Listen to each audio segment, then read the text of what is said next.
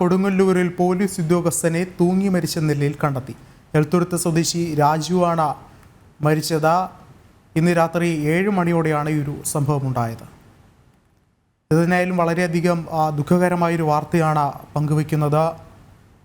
Thrissur കൊടുങ്ങല്ലൂരിലാണ് police ഉദ്യോഗസ്ഥനെ തൂങ്ങി മരിച്ച നിലയിൽ കണ്ടെത്തിയത്. എൽത്തുരുത്ത് സ്വദേശി രാജുവാണ് മരിച്ചത്. ഇന്ന് രാത്രി 7 മണിയോടെയാണ് ഈ ഒരു സംഭവം ഉണ്ടാകുന്നത്. ഇതുമായി ബന്ധപ്പെട്ടുള്ള കൂടുതൽ വിവരങ്ങൾ ലഭ്യമാകുന്ന ഒരു സാഹചര്യമാണുള്ളത്. കൂടുതൽ വിവരങ്ങളുമായി മനോജ് ചേർന്നുണ്ട്. മനോജ്, എപ്പോഴാണ് ഈ ഒരു സംഭവം പുറം ലോകം അറിയുന്നത്?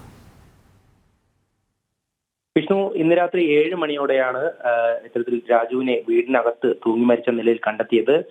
കൊടുങ്ങല്ലൂർ സ്വദേശിയാണ്. കൺട്രോൾ റൂമിലെ SI റാങ്കുള്ള ഡ്രൈവർ മേൽത്തര എൽത്തുരുത്ത് സ്വദേശിയാണ്. 55 വയസ്സാണുള്ളത്. കൊടുങ്ങല്ലൂർ പോലീസ് മേൽനടപടികൾ സ്വീകരിച്ചിട്ടുണ്ട്. എന്താണ് തൂങ്ങി മരിക്കാനുള്ള കാരണം, ഈ ആത്മഹത്യയുള്ള കാരണം എന്നുള്ളതിനെ പറ്റിയിട്ട് പോലീസ് അന്വേഷിച്ചു വരികയാണ്.